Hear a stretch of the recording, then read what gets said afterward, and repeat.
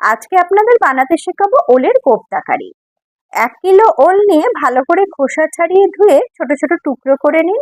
এবার একে কুকারে জল দিয়ে সিদ্ধ করে নিন।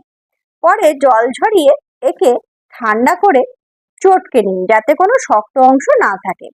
এবার এতে দিন 100 গ্রাম আটা, 50 গ্রাম কর্নফ্লাওয়ার, লঙ্কার গুঁড়ো স্বাদ অনুযায়ী, ধনে গুঁড়ো, জিরে গুঁড়ো, আস্ত জিরে, ভেজানো কিশমিশ দিয়ে ভালো করে শুকনো করে মেখে নিয়ে কোপ্তাগুলো গড়ে নিন। এবার কড়াইতে দিন 50 গ্রাম সাদা তেল, এতে বড় করে কাটা আলু হালকা ভেজে তুলে নিন। এবার কড়াইতে দিন 100 গ্রাম তেল, তাতে কোপ্তাগুলো দিয়ে হালকা আঁচে লাল লাল করে ভেজে তুলুন। এবার ওই তেলেই তেজপাতা, শুকনো লঙ্কা, আস্ত জিরে ফোড়ন হিসাবে দিন।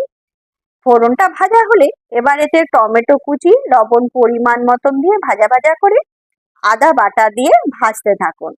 এবার অন্য একটি পাত্রে জিরে গুঁড়ো, ধনে গুঁড়ো, হলুদ, লঙ্কার গুঁড়ো, আপনারা চাইলে কাশ্মীরি লঙ্কার গুঁড়ো দিতে পারেন, অল্প জল দিয়ে গুলে ভাজা মশলার মধ্যে এই মিশ্রণটা ঢেলে দিন। কষিয়ে তেল ছেড়ে এলে এবার এতে ভাজা আলুগুলো দিন। অল্প গরম মশলা গুঁড়ো দিয়ে ভাজা ভাজা করুন। এরপর এতে জল দিয়ে দিন। এবার এর মধ্যে দিন ভেজানো কিশমিশ, লবণ আর চিনি স্বাদ মতন। এবার ঝোলটা ফুটে উঠলে তাতে ভাজা কোপ্তাগুলো দিয়ে দিন। 10 থেকে 15 মিনিট রেখে দিন। বেশি নাড়াচাড়া করবেন না, তাতে কিন্তু কোপ্তাগুলো ভেঙে যেতে পারে। ঝোলটা ঘন হয়ে এলে এবার এতে ছোট্ট 2 চামচ ঘি দিয়ে দিন। 5 মিনিট ঢাকা দিয়ে রাখুন। তারপরে নামিয়ে গরম গরম রুটি, পরোটা বা ভাতের সাথে পরিবেশন করুন ওলের কোপ্তা কারি।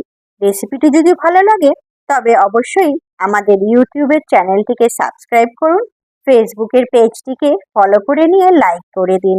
ভিডিওটা পুরো দেখার জন্য সকলকে ধন্যবাদ।